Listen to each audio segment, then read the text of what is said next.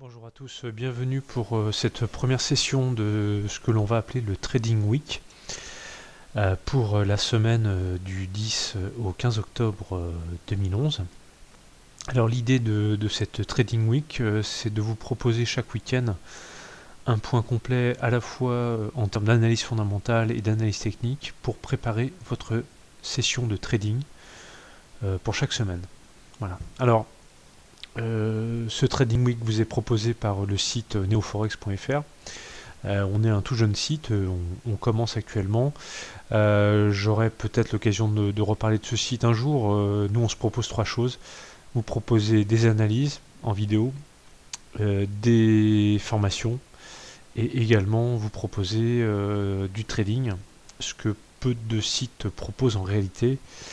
Beaucoup de sites donnent des informations, beaucoup de sites proposent des analyses, beaucoup de sites travaillent avec des analystes, mais la plupart de ces sites ne proposent pas réellement de traders en particulier, de traders qui vont vraiment rentrer en position sur les analyses qu'ils ont préconisées au départ.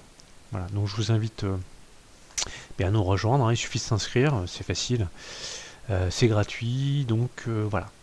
Alors, je vais commencer cette session de Trading Week par le calendrier économique de la semaine à venir, donc du 10 au 15 octobre. On a eu une fin de semaine, donc notamment avec les statistiques de l'emploi non agricole, donc le NFP à 14h30, hein, donc c'est l'heure GMT, on rajoute 2 heures. Donc qui est ressorti en hausse par rapport au consensus à 103 000 créations d'emplois au lieu des 73 000 attendus. Ça a fait vraiment bondir les marchés actions ainsi que tous les actifs à risque, type euro ou type dollar australien à la hausse. Cependant, en fin de journée, nous avons vu tous ces actifs à risque repartir à la baisse. Nous verrons cela un tout petit peu plus loin. Alors lundi, nous avons une journée plutôt calme sur le front donc, des annonces économiques. On surveillera quand même plus particulièrement à 8h du matin l'annonce de la balance commerciale en Allemagne pour le mois d'août, qui est attendue donc à 9,8 milliards d'euros hein, au niveau du consensus. Donc on surveillera ça à 8h du matin. 8h du matin aussi la balance courante, hein, toujours en Allemagne. Un peu plus tard, à 10h30, c'est le Sentix, donc la confiance des investisseurs donc, dans l'Union européenne, alors qui était plutôt en baisse ces derniers temps, qui est attendu en baisse par rapport au dernier, donc qui était à moins 15,4, là qui est attendu par le consensus à moins 19,4. Ça risque de jouer un peu sur les marchés actions et sur l'euro demain matin. On va également faire attention demain à l'indice du prix des maisons en Grande-Bretagne. Ça sera annoncé en milieu de journée, donc à 13h. Et enfin, en fin de soirée, 23h50, nous aurons la balance commerciale japonaise pour le mois d'août. Hein, voilà. Donc là aussi, ça pourrait engendrer une certaine volatilité pour toutes les paires reliées au yen, qui jouent d'ailleurs en ce moment le rôle de valeur refuge, notamment face à l'euro, mais nous allons le voir tout à l'heure. Alors ensuite, le mardi 11. Mardi 11, eh bien, nous aurons un peu plus d'annonces. Tout d'abord, très tôt dans la matinée, à 2h30 du matin, nous aurons la confiance des entreprises de la Banque nationale d'Australie, qui est attendue donc, à 2h30 du matin. Nous aurons surtout à 7h du matin une enquête mensuelle sur l'économie publiée par la Banque du Japon qui devrait vraiment cette fois-ci impacter toutes les paires reliées au yen, l'euro yen, l'USD yen, la livre sterling yen. On fera donc attention, plutôt réservé à des traders matinaux, 7h du matin, je le répète. Même heure, donc nous avons un autre indicateur, donc CEP, hein, qui correspond comme on peut le voir ici sur ce tableau, voilà donc ce CEP qui est attendu plutôt en baisse par rapport aux précédentes annonces. Nous avons également une heure plus tard à 8h du matin une enquête Economy Watcher Survey, donc en perspective économique sur la zone donc sur le Japon, qui devrait également faire bouger les marchés. Enfin, ce qui par contre va nous intéresser bien davantage dans la journée, c'est bien sûr mardi soir à 8h du soir, les minutes donc du FOMC qui joue toujours, qui impacte toujours la volatilité des marchés. Donc je pense qu'on aura une journée de mardi plutôt atone dans l'attente de ces minutes du FOMC à 8h du soir. Voilà. En fin de soirée, là aussi quelques statistiques en Australie et au Japon. Voilà. Donc ensuite, le 12 octobre. Alors le 12 octobre, on va surtout se concentrer à 10h30 sur les chiffres du chômage en Grande-Bretagne, qui sont attendus en hausse par le consensus par rapport au mois précédent. Alors on verra comment se comporte. On sait que la Grande-Bretagne s'est lancée dans un plan de relance en voulant injecter 75 milliards donc d'euros dans l'économie pour relancer donc la machine économique. On surveillera donc ce chiffre à 8h30 le 12 octobre. Ensuite, nous avons également à 23h50 la réunion du comité de politique monétaire, toujours pour le Japon, donc 23h50, toujours le 12, beaucoup de statistiques pour le Japon et donc pour le yen cette semaine. Là aussi, ça devrait sans doute impacter, surtout que le yen s'est très très fortement apprécié face au dollar australien, face à l'euro, et que peut-être, comme la Banque nationale de Suisse, ils pourraient réintervenir, parce qu'ils l'ont déjà fait plusieurs fois dans le passé, sur le marché des devises. Pour le 13 octobre, cette fois-ci c'est du côté de l'Australie, toujours très tôt, 2h30 du matin, taux de chômage, qui est attendu stable, 5,3%. Là encore, si nous avons un chiffre en dessous de ce consensus ou au-dessus, cela devrait fortement affecter toutes les paires de devises reliées au dollar australien. On le verra que le dollar australien consolide, repart à la baisse assez nettement depuis 3 semaines. Donc nous allons suivre cette parité, en tout cas cette paire, ou plutôt cette devise, le dollar australien, avec attention. À 8h du matin, nous avons aussi un indicateur très important, les indices des prix à la consommation, donc pour l'Allemagne, qui devrait là aussi fortement impacter les marchés. À la même heure, l'indice des prix à la consommation MOM, toujours, pour le mois de septembre, donc est attendu légèrement au-dessus donc du mois précédent à 0,1%. Enfin, à 10h du matin, nous avons la publication du rapport mensuel de la BCE, qui devrait là aussi fortement agir sur la volatilité des marchés, donc à 10h du matin. Voilà. Donc pour le 14, eh bien, nous allons particulièrement surveiller à 11h du matin, toujours dans la zone euro, l'indice des prix hors alimentation, ainsi que l'indice des prix à la consommation. Ces deux chiffres sont attendus plutôt en hausse par rapport au mois d'août. Voilà, donc je pense que là aussi on aura un pic de volatilité à l'annonce de ces statistiques. Enfin, 14h30, toujours le 14, aux États-Unis, on a les fameuses ventes au détail pour le mois de septembre. Là aussi, qui sont attendues légèrement en hausse. Je vous rappelle que la consommation aux États-Unis correspond à plus de 70% du PIB américain, et donc ce type de statistique aura forcément une grande importance pour les traders et pour les marchés financiers le 14. Voilà. Toujours aux États-Unis, beaucoup plus tard, nous aurons donc vers 15h55 l'indice de sentiment des consommateurs, publié par l'Université du Michigan, qui est lui attendu plutôt en hausse pour le mois de septembre, plutôt pour le mois d'octobre. Il était précédemment à 59,4, il est attendu à 61. Nous verrons bien ce qui se passe donc pour cet indice du Michigan. Alors voilà pour le calendrier économique. On voit que nous avons beaucoup d'annonces cette semaine.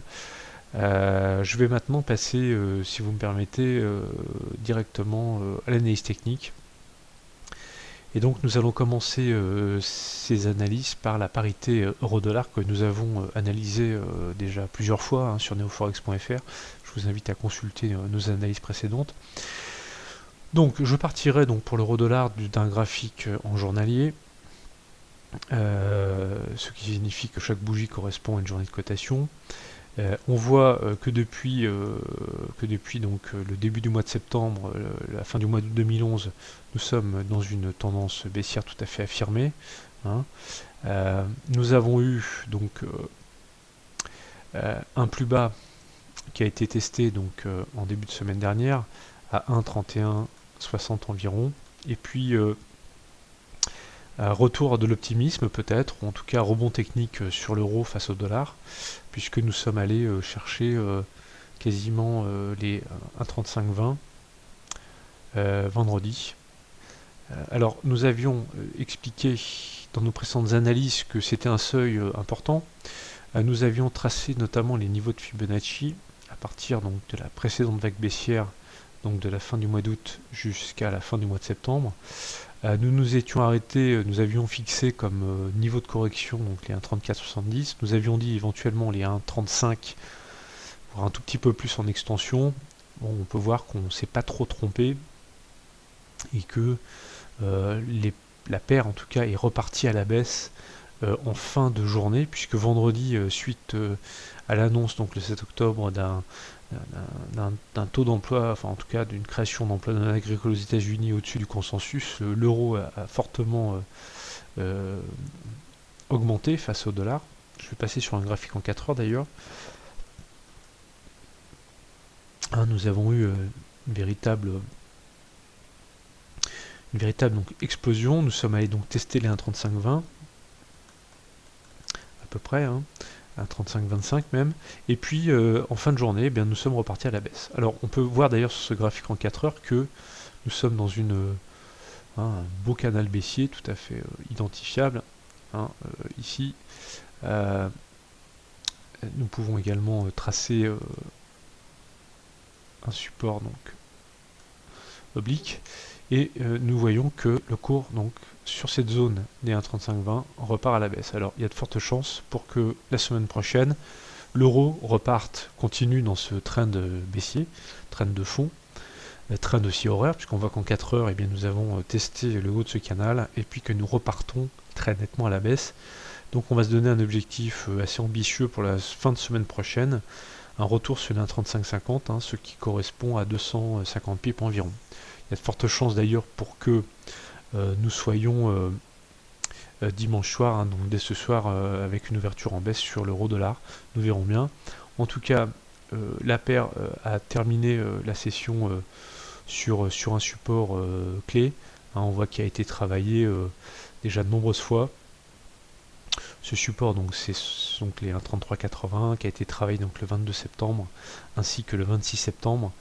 Nous avions eu une ouverture en début de semaine donc avec un gap baissier en dessous de ce support. Nous avons rattrapé ce gap, nous sommes même allés au-dessus hein, techniquement. Et maintenant, eh bien, on repart dans le sens de la baisse pour l'euro face au dollar américain. Donc je répète, je reste baissier sur cette paire.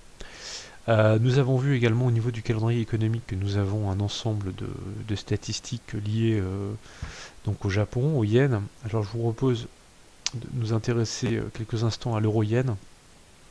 Je pars toujours d'un graphique en daily. Alors l'euro-yen, c'est une paire assez volatile. C'est une paire qui donc on voit là ici, nous étions au mois de mars, que nous avions eu une grosse baisse du yen, en tout cas pardon, de l'euro face au yen. Le yen joue toujours le rôle de valeur refuge, ainsi que le franc suisse. Nous avons eu ensuite une intervention concertée des banques centrales et nous étions repartis très très fort à la hausse tout au long du mois d'avril. On est allé taper un plus haut à 1,2340 et depuis ce début du mois d'avril, eh bien la paire euro-yen ne cesse de plutôt la devise, le yen, ne cesse de dégringoler face à l'euro. Nous avons d'abord fait tout à fait significatif casser un support déterminant à 107. Là c'était le 9 septembre. Nous avons eu un très beau pullback quelques jours plus tard, le 15 septembre. Et puis nous sommes repartis résolument à la baisse, tester les 101, Donc 101 yens pour 1 euro, même un tout petit peu plus bas à 100,70. Alors ce seuil est très intéressant parce que si on prend un peu de recul et qu'on passe sur un graphique en weekly sur l'euro-yen, on s'apercevra que dans l'histoire du cours, donc je suis vraiment obligé de revenir, alors je vais peut-être même passer en monthly, donc chaque bougie correspond à un mois de cotation. Nous avons travaillé ce seuil 2 mois d'affilée, nous étions en 2001, donc voilà, donc il y a plus de 10 ans, on avait déjà travaillé ce seuil. Alors qu'est-ce qui va se passer pour le yen? Je le répète, on a une annonce économique très importante cette semaine de la part de la banque de la BOJ, la banque centrale japonaise. Est-ce qu'ils vont réintervenir sur le marché? Est-ce qu'ils vont chercher à enrayer cette appréciation du yen qui forcément pénalise très fortement les exportations japonaises en zone euro mais aussi en zone américaine? Et voilà, donc on suivra vraiment ce chiffre important parce que là on est vraiment sur un support de très long terme à 101, 100,70 qui mérite vraiment toute notre attention la semaine prochaine. Voilà donc pour l'euro yen. Je vais maintenant passer au dollar australien face au dollar américain. Alors je pars directement d'un graphe en 15 minutes parce que je vous avais effectivement expliqué dans une précédente analyse que nous étions sur une paire en tendance baissière. Alors c'est vrai que vendredi, toute la journée, nous sommes montés et nous sommes allés même toucher un plus haut ici à 2 reprises, donc toujours en 15 minutes, à 0,9880. Alors là aussi, on voit ce gap sur les 15 minutes, ça correspond à l'annonce donc du NFP américain. On voit que les actifs à risque ont profité à plein de cette reprise, en tout cas temporaire, provisoire de l'emploi aux États-Unis. Et puis nous sommes venus consolider un petit peu, on est reparti à la hausse, on a retesté ces 0,9880 et on est reparti très sèchement à la baisse en fin de journée. Voilà. Donc je pense que pour le day trading d'ailleurs, par rapport au dollar australien face au dollar, nous avons des plus hauts qui sont de plus en plus bas. On voit bien ici qu'on a un premier plus haut qui a été testé là, ok. Nous en avons un second ici qui est forcément, voilà, on voit bien plus bas que le précédent. Donc on va continuer à trader dans le sens de cette tendance, d'autant que si je passe sur un graphique en 4 heures, on voit que ces 0,9880 correspondent à une résistance tout à fait importante qui a été de nombreuses fois travaillée dans le passé de la paire, enfin en tout cas le passé à court terme, donc 23 septembre notamment, et puis aussi le 29, on voit bien ici que eh bien, on était venu buter, alors là on avait même cassé à la hausse, on était reparti à la baisse, mais là maintenant il y a de fortes chances pour que la paire, donc sur ces 0,9880, reparte vers les plus bas, donc à environ 0,94. Nous avions déjà expliqué dans une précédente analyse que ces 0,94 correspondaient à un support tout à fait clé. Si je reprends la paire donc sur un graphique en weekly, qui me permet d'avoir donc beaucoup de recul, on voit que ces 0,94 donc ont servi de support sur cette semaine, puisqu'on est reparti sur ce support à la hausse, sur ces 0,94, mais que c'est aussi ce qu'on appelle un overlap qui a servi au préalable de résistance de nombreuses fois. Donc ici nous étions au mois de novembre 2009 et puis un peu plus tard encore au mois d'avril 2010. Donc je répète, je reste baissier ainsi que sur tous les actifs à risque d'ailleurs. Euro donc et dollar australien, je pense qu'il faut rentrer à la vente et se donner un premier take profit à 0,94, et puis si on casse ces 0,94, alors là nous aurons un très très gros potentiel à la baisse sur le dollar australien face au dollar américain. D'ailleurs je vous invite aussi à aller voir du côté d'une autre devise qui sert pour le carry trading, qui est le dollar australien face au yen, qui a très fortement consolidé ces dernières semaines. Voilà. Pour ce qui concerne, alors je vais prendre une autre paire toujours reliée à l'euro, parce que l'euro va être fortement chahuté. J'ai peut-être oublié de dire que vendredi soir Fitch, donc l'agence de notation, a dégradé à la fois l'Italie et l'Espagne. L'Italie d'un cran et l'Espagne de 2 crans, donc les agences de notation sont toujours très pessimistes du point de vue donc fondamental sur ces dettes souveraines et sur les déficits budgétaires des États de la zone euro. Cela devrait donc fortement peser sur les marchés la semaine prochaine. Je vais donc faire un petit détour du côté de l'euro face à la livre sterling, parce que c'est une paire que j'ai tradée vendredi avec pas mal de succès, on va dire. En tout cas ça a été assez profitable. Je vais partir d'un graphique en daily. Je vous avais expliqué déjà que nous avions un support clé à 0,8530 qui a été testé à 2 reprises. On voit qu'à chaque fois donc nous sommes repartis, donc c'était le 12 septembre et puis également le 3 octobre. Par contre, ce qui est intéressant, c'est que vendredi, donc je suis en fait rentré assez simplement, hein, donc on voit que les cours les plus hauts sont de plus en plus bas. Donc on arrive en fait dans une sorte de zone de compression entre ce support et cette résistance oblique baissière. Et donc je suis rentré à la vente en fait vendredi sur ce niveau-là, et donc j'ai profité à plein de ce mouvement baissier donc sur la journée de vendredi. Alors ça devrait en théorie continuer à baisser, si ce n'est que nous avions déjà déterminé un niveau de support intéressant peut-être à trader, qui correspondait dans notre dernière analyse voilà, donc à 0,86, seuil qui a été testé donc là encore plusieurs fois ces derniers temps, donc le 9 septembre, et puis également qui a servi de support à peu près, en tout cas le 30 septembre. Donc moi je reste aussi baissier sur l'euro face à la livre. Un retour sur les 0,86 c'est tout à fait envisageable. Ça laisse quand même une marge de 200 pips. Peut-être que nous aurons à l'ouverture un rebond. Alors c'est une paire qui n'est pas forcément très facile à trader parce que on a deux actifs plutôt exposés à l'aversion au risque, hein, qui ont plutôt tendance à baisser. Donc voilà, on va faire attention. Peut-être on attendra en tout cas lundi, on ne rentrera pas tout de suite en position, on verra si la paire repart à la hausse, donc rebondit sur ce support. Mais en tout cas, ici on voit bien qu'on a cette résistance oblique qui a parfaitement servi donc depuis la fin du mois d'août, hein, donc depuis pratiquement un mois et demi sur cette paire. Voilà. Pour les indices, eh bien écoutez, pour le CAC 40, je crois que j'ai déjà fait un point, donc je vous invite à aller voir l'analyse sur neoforex.fr. Je l'ai posté hier. Je ferai peut-être un petit détour du côté du Dow Jones. Contrat futur, alors, contrat futur échéance 2011, décembre 2011. Intéressant parce qu'on a une structure graphique un petit peu équivalente à celle qu'on a vue sur l'euro face à la livre sterling. On a à la fois donc des supports très importants qui ont été travaillés à plusieurs reprises.